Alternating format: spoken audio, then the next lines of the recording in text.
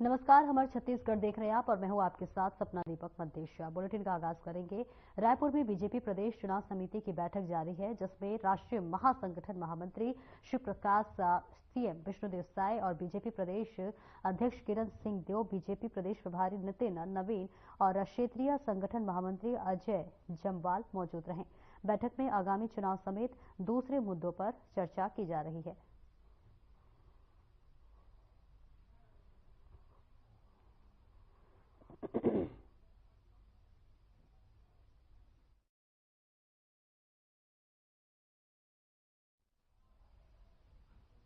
और छत्तीसगढ़ की धर्मनगरी कहे जाने वाले कवर्धा के बोडला में 5 दिवसीय हिंदू संगम मेले का विशाल कलश यात्रा के साथ आयोजन होगा। इस पर देखिए हमारी खास रिपोर्ट।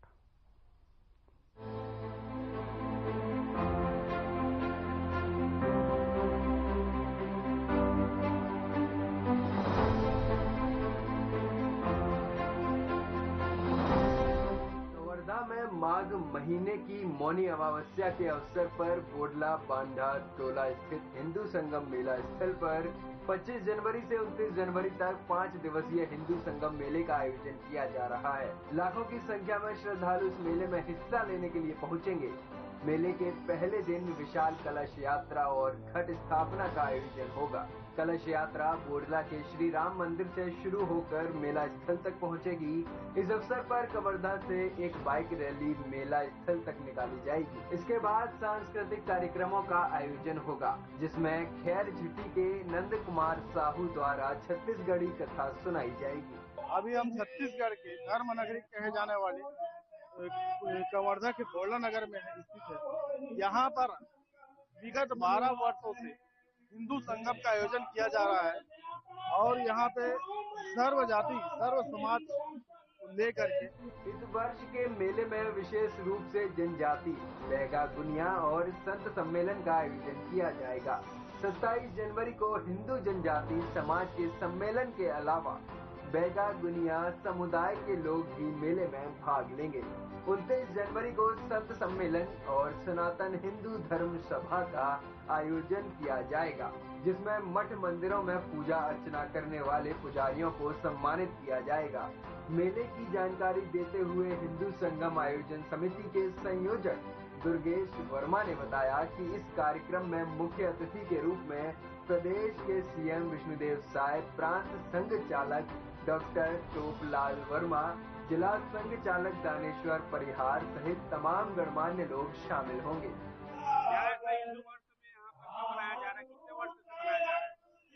2013 में हिंदू संगम का कार्यक्रम आयोजित किया गया था।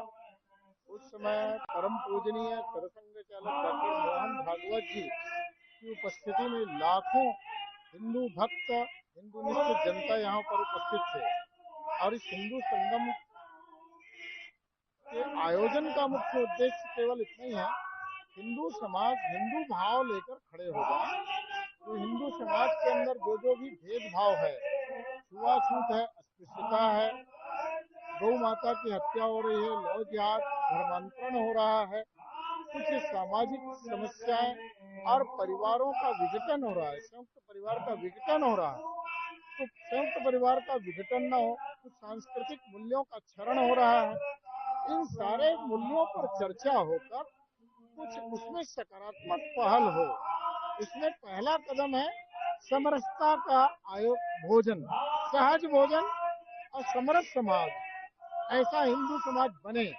इसी दृष्टि से ये हिंदू संगम का आयोजन होता है। यहाँ पर कोई भी प्रकार का भेदभाव नहीं होता।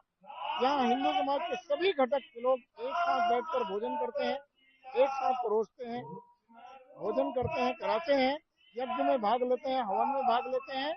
ऐसा एक अनुपम ये कार्यक्रम यहाँ पर होता है। आज की कलश यात्रा में हजारों की संख्या में हमारे और बोडला नगर और आसपास के ग्रामीण माताएं बहनें इस पर भाग लिए हैं।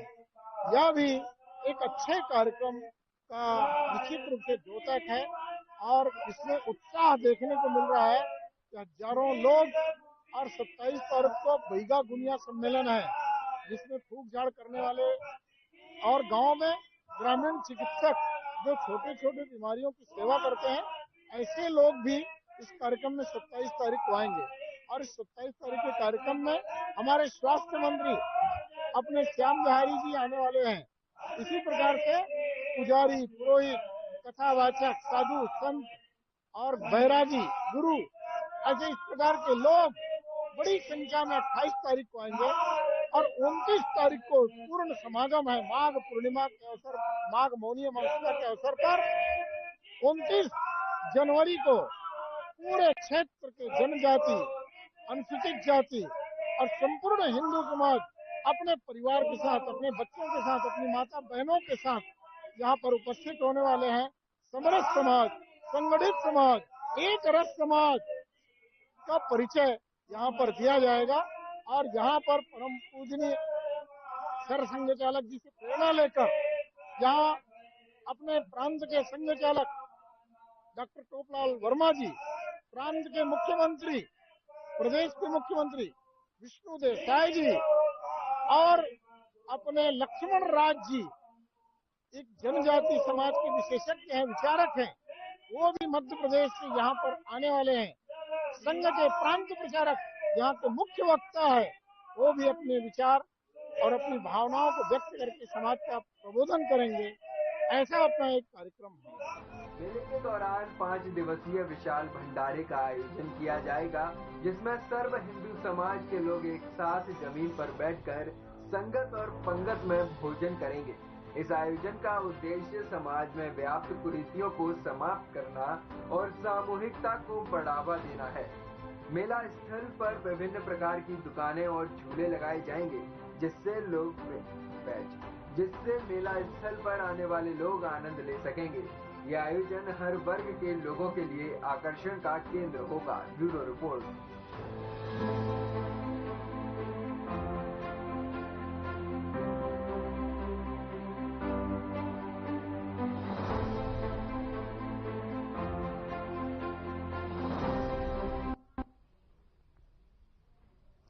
और वही छत्तीसगढ़ में नगरीय निकाय चुनाव को लेकर सरगर्मियां तेज हो गई हैं। सभी पार्टियों ने निकाय चुनाव को लेकर कमर कस ली है और चुनाव में जीत के लिए जोर आजमाइश भी शुरू हो गई है। इसी कड़ी में नामांकन दाखिल करने की प्रक्रिया भी जारी हो गई है। आपको बता दें, बिलासपुर कलेक्टर कार्यालय में सुबह से ही दावेदारों की भीड़ देखने को मिली। उम्मीदवारी कर रहे दावेदारों ने अपना बेहतर करने की बात कही है।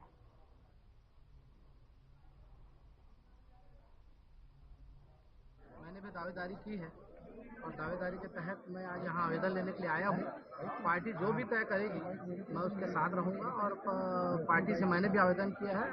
मुझे विश्वास है कि माननीय अमर भैया के मार्गदर्शन में जो भी तय होगा उसके अनुरूप हम लोग काम करेंगे और पार्टी को जिता के लाने के लिए हम सभी प्रतिबद्ध हैं। और वार्ड के विकास की बात है तो पिछले 5 साल में जो काम नहीं हुए हैं, रुके हुए काम है, वो सब काम को हम पूरा करेंगे और उसको तो पिछले 1.25 साल से भारतीय जनता पार्टी की सरकार तो है ना, एक वार्ड के विकास के लिए कितना समय चाहिए रहता है? लेकिन पिछले 1 साल से चुनावी वर्ष चल रहा है तो लगभग हम लोग सब इसी संगठन चुनाव में और इसमें व्यस्त हैं, इसलिए इसके बाद फिर निरंतर हम लोग पार्षद बन के ही करेंगे। नहीं, ऐसा नहीं, पहले भी कर रहे थे। आज मतदाता दिवस के लिए हमारे देश की जो जनता है, युवा पीढ़ी अपने मतदान का सही उपयोग करे और अपने देश के लिए सही काम करे। मैं यही कहना चाहूँगी। बालिका दिवस भी है। बालिका दिवस के लिए यही है कि बेटी पढ़ाओ बेटी बचाओ अभियान हर गाँव में हर दिन चलते रहता है, जिसके तहत हम बेटियों को आगे बढ़ाएं, उन्हें उचित शिक्षा दें। शिक्षा दिवस भी है। शिक्षा दिवस के लिए क्या है कि शिक्षकों के लिए है कि अपना काम सुचारू रूप से करें, उचित शिक्षा दें बच्चों को, ताकि वो अपने सही मार्ग सही दिशा की ओर आगे बढ़े। क्या नाम है आपका? मेरा निवास स्थान है, क्योंकि जो हमारी वार्ड में समस्याएं देखी गई है तो वो मुख्य रूप से है सड़क, नाली, पानी, बिजली। इसमें हम निरीक्षण करते हुए वहाँ जाते हैं तो वहाँ पे बच्चों को आवागमन में बहुत समस्याएं होती है, जिसके लिए हम निरंतर प्रयास करते हैं कि उन बच्चों को शिक्षा से कोई वंचित न हो, उनके आने जाने में सुविधाएं उत्पन्न हो। और जो महिलाएं गृहिणी हैं उनके लिए स्वराज दिलवाने और ये प्रयास रहेगा कि जो हमारी महिलाएं हैं नगर निगम की अंतर्गत आती हैं, जो महिलाएं घर में बेरोजगार हैं उनके लिए रोजगार का योजना किया जाए, ताकि वो भी अपने जीवन यापन करने के लिए पार्षद के माध्यम से उनको कुछ रोजगार मिले, जिसको वो अपने परिवार को चलाने में सक्षम सक्षम हो सके। और अभी जितने भी मतलब हम चाहते हैं हाँ, तो जो नाली का काम है, नाली भरी हुई रहती है, गंदा पानी रहता है, कहीं गड्ढा होता है, और जो पाइप है, पाइप लाइन आई है, पीने का पानी वो भी फूटा हुआ है, उसमें भी साफ पानी नहीं आता। पुनः दावेदारी कर रहे हैं। अगर पार्टी मुझ पर विश्वास करती है और उनका विश्वास अगर मुझे प्राप्त होता है, क्योंकि पिछले कोरोना काल के समय से हम लोगों का सेवा कर रहे हैं। वार्ड की जो विभिन्न जरूरतें थी उसमें काफी हद तक करने में सफलता भी अर्जित हुआ है। आगे बहुत सारे कामों का आवेदन कर चुके हैं। अगर इस बार फिर से मुझे कांग्रेस पार्टी ऐसी बनाता है, उनका आशीर्वाद मेरे साथ है, ये मेरा भरोसा विश्वास है कि बाकी जो अधूरे काम है उसे मैं कंप्लीट करूँगा।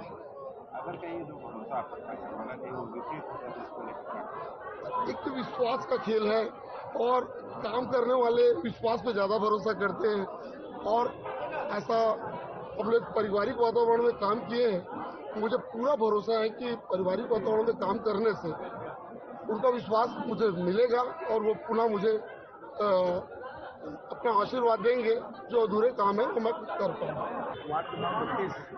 जो कि शहीद विनोद चौबे उस वार्ड से जी तो में हमारे बीच में भाई अमित तिवारी को तो मिला है और उस वार्ड से अधिक से अधिक वोट से जीत के भारतीय जनता पार्टी का मैं आऊँगा आज उस वार्ड में जो लोग रहते हैं इसके पहले किसी प्रकार का कोई कार्य नहीं हुआ, जनता बहुत नाखुश से कांग्रेस शासन से और आज भारतीय जनता पार्टी के अमित तिवारी पर विश्वास जताई है पार्टी ने और हमको पूरा विश्वास है हम वहाँ अधिक से अधिक वोट जीत करके आएंगे इसी तौर पर। देवरी खुर्द ओबीसी है, एसटी है। अच्छा, पहले कभी थोड़ी भरे हैं? इससे पहले देवरी खुर्द में सरपंच रही हूँ। अच्छा, और अब पार्षद बनना है। निगम में शामिल होने के बाद पार्षद के लिए दावेदारी कर रही हूँ। तो निर्दलीय की दल से? दल से मांग रही हूँ। अभी तो किसी का फाइनल नहीं हुआ है? फाइनल नहीं हुआ है। तो बोले हैं फार्म लेके रख लो करके। 40 नंबर वार्ड से दावेदारी कर रही हूँ। तो देवरी खुर्द में उसको निगम में शामिल होने का भी तो फायदा नहीं मिला? नहीं, ऐसा कुछ खास फायदा तो नहीं मिला है। हाँ। और अब हमारा यही प्रयास रहेगा कि अगर हम पार्टी हम पर भरोसा करती है और हमें लाती है तो हम उसका फायदा जरूर उठाएंगे। कौन से दल से मांग रहे हो? बीजेपी से। अच्छा, फिर तो क्या मुख्य समस्या क्या है वैसे? जनरली देखा जाए तो मुख्य समस्या वही नाली की रहती है, पानी की रहती है, सड़क की रहती है। यही समस्याएं हैं जो हमारे वार्डों में बनी हुई है।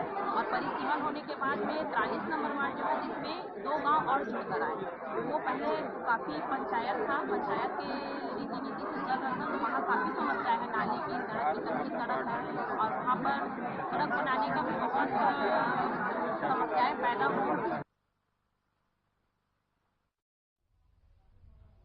और असामाजिक घटनाओं पर अंकुश लगाने के लिए बिलासपुर पुलिस लगातार क्रियाशील है। जिले में असामाजिक तत्वों के खिलाफ कार्रवाई निरंतर जारी है। तो वहीं बिलासपुर एसपी ने निकट जो है भविष्य में होने वाले नगरीय निकाय चुनाव को लेकर कहा है कि बिलासपुर पुलिस पूरी तरह से तैयार है और किसी भी प्रकार की कोई भी घटना न हो, इसके लिए पर्याप्त पुलिस बल बूथ पे तैनात करने की बात कही है। वहीं पूरे विश्व में शिक्षा दिवस मनाया जाएगा और इस बीच इस दिन राष्ट्रीय बालिका दिवस है। आज का दिन बहुत ही गौरवशाली है और क्योंकि आज के दिन चार बहुत ही महान दिवस के रूप में पूरा विश्व, न केवल भारत बल्कि पूरे विश्व में भारत के लोग बसते हैं। तो एक तो आज विश्व शिक्षा दिवस है और मतदाता दिवस भी है और बालिका दिवस भी है इस मंथ, और सबसे महान जो पर्व है हमारा राष्ट्रीय पर्व गणतंत्र दिवस भी है। तो इस सभी चारों दिवस के अवसर पर मैं आपके माध्यम से सभी हमारे सम्मानित सभी नागरिकों को, जिले वासियों को ढेर सारी शुभकामनाएं देता हूं। और ये सभी दिवस हमें बहुत कुछ संदेश देते हैं। उन दिवस के जो संदेश हैं उस पर हम सभी अक्षरशः पालन करें।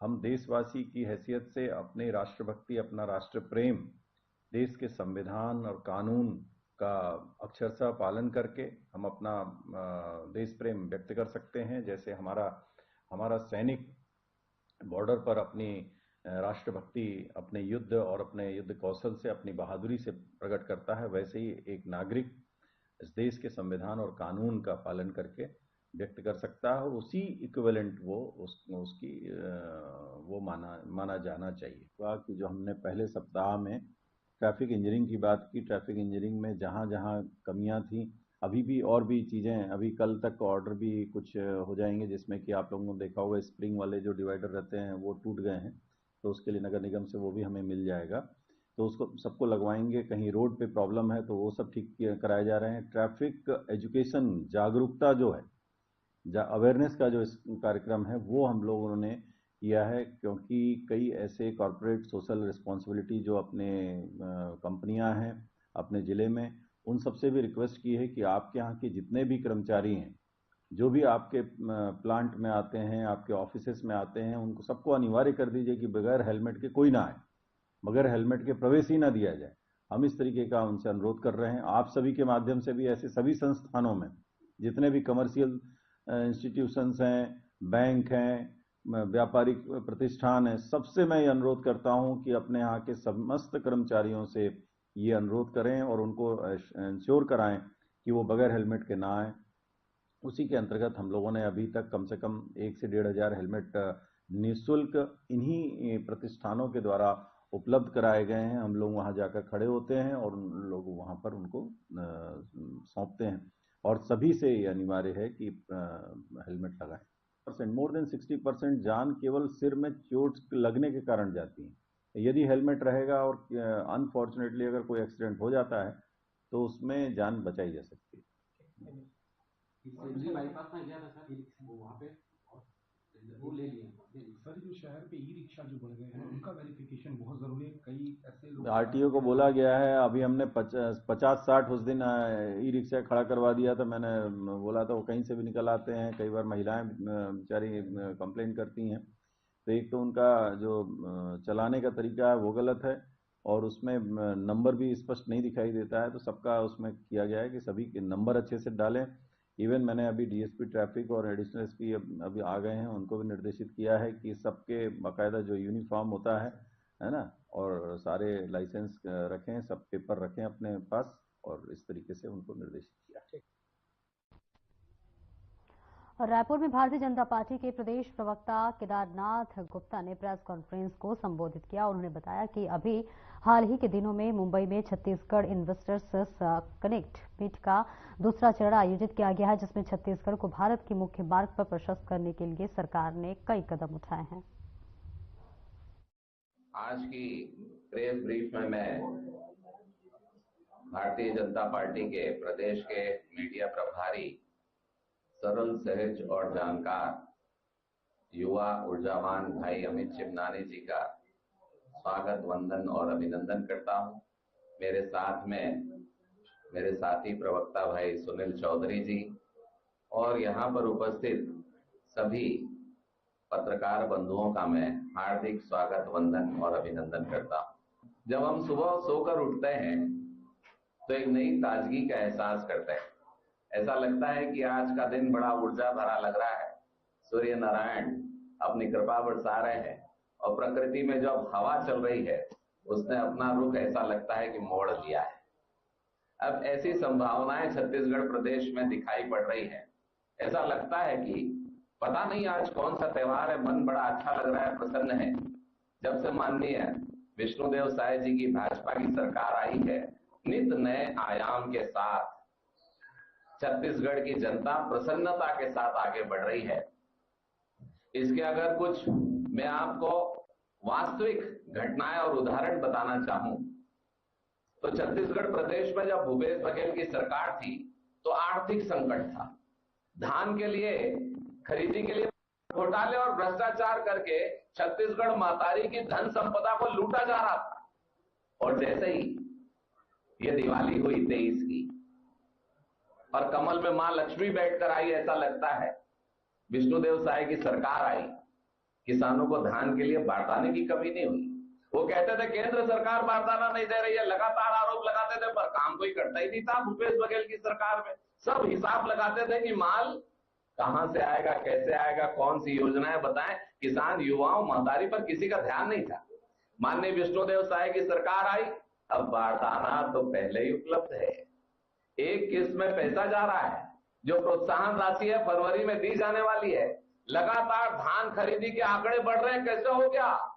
अरे जहां धन की कमी थी, पैसा नहीं था, पैसा आ गया। लगातार विकास के काम चल रहे हैं, हजारों करोड़ रुपया दिया जा रहा है। ये सब अगर संभव हो सका तो माननीय विष्णुदेव साय की सरकार की आर्थिक नीति और सेवा भाव, अंतिम व्यक्ति तक सेवा भाव कैसे पहुंचे, और बिना धन के कुछ संभव नहीं था। माननीय विष्णुदेव साय की सरकार ने, सरकार आते ही किसानों के लिए आप सबने देखा है कि 3100 रुपए के हिसाब से 21 क्विंटल धान के लिए धन अर्जित किया और एक साथ पैसा दिया। उसके साथ महतारी बंधन में 70 लाख से ज्यादा माताओं को 700 करोड़ रुपए से ज्यादा की राशि उपलब्ध कराई जा रही है। लगातार युवाओं को कैसे मिलती है, आप देखें तो पहले माननीय विष्णुदेव साय की सरकार ने नई उद्योग नीति बनाई। भूपेश बघेल जी तो सो रहे थे, उनको उद्योग से कोई मतलब ही नहीं था। कैसे छत्तीसगढ़ के युवाओं को रोजगार मिले, कैसे छत्तीसगढ़ का टैलेंट आगे बढ़े, इससे कांग्रेस सरकार को कोई मतलब नहीं था। अतिशीघ्र सरकार आते ही नई औद्योगिक नीति बनाई गई, और नीति बनाने के बाद उसका अध्ययन करके लोग इस पे छत्तीसगढ़ में कैसे आकर्षित होंगे, उसमें विभिन्न पॉइंट को दिया गया, और खाली उसे बनाकर दफ्तर में नहीं रख दिया गया। भूपेश सरकार में योजनाएं बनती थी, पेपर में आती थी और दफ्तर के अलमारियों में कैद हो जाती थी, क्योंकि उनको एसी कमरे से निकलने की फुर्सत नहीं थी। हमारे माननीय विष्णुदेव साय की सरकार में सारे मंत्री जुझारू रूप से, और माननीय मुख्यमंत्री जी स्वयं लगातार उन योजनाओं को लेकर मीट कर रहे हैं, इन्वेस्टर मीट कर रहे हैं। रायपुर में इन्वेस्टर मीट हुई, आप देखें इसके पहले दिल्ली में इन्वेस्टर मीट हुई, जहां 15,000 करोड़ रुपए के प्रस्ताव मिले। अभी बंबई में हुई, 6,000 करोड़ के प्रस्ताव मिले। बड़े बड़े उद्योगपति जो रोजगार देते हैं, जो टैक्स देते हैं, जो छत्तीसगढ़ को आगे बढ़ाना चाहते हैं, वो माननीय विष्णुदेव साय जी से मिल रहे हैं, आ रहे हैं और प्रशंसा कर रहे हैं कि आपकी जो औद्योगिक नीति है, निश्चित रूप से ये अगर पूरे भारत देश में लागू हो जाए तो हम कहीं से कहीं पहुंच जाएं। जैसे आजादी का स्वर्णिम उत्सव चल रहा है, आजादी का अमृत महोत्सव चल रहा है देश में, मुझे ऐसा लगता है कि छत्तीसगढ़ में ये आजादी का अमृत महोत्सव और ये रोज नई दिवाली मनाने का कार्यक्रम प्रारंभ हो चुका है। अभी इस इन्वेस्टर मीट में अभी तक के लगातार लगभग ये उद्योग नीति से आकर्षित होकर 1 लाख करोड़ से ज्यादा के प्रस्ताव सरकार को प्राप्त हो चुके हैं। मैं अगर इसकी विशेषताओं की बात करूं तो अब एनओसी के लिए कहीं भटकने की आवश्यकता नहीं होती। एकल खिड़की योजना है, वहीं से आपको सारे विभाग की एनओसी प्राप्त हो जाती है। नए डाटा सेंटर का शुभारंभ नए रायपुर में हो चुका है। इलेक्ट्रॉनिक्स, फार्मास्यूटिकल, कपड़ा, खाद्य और कृषि प्रसंस्करण जैसे क्षेत्रों में विशेष रियायत के प्रावधान किए गए हैं। इसके अतिरिक्त एसजीएसटी प्रतिपूर्ति, रोजगार और ईपीएफ प्रतिपूर्ति के साथ साथ। फिलहाल इस बुलेटिन में इतना ही। नमस्कार।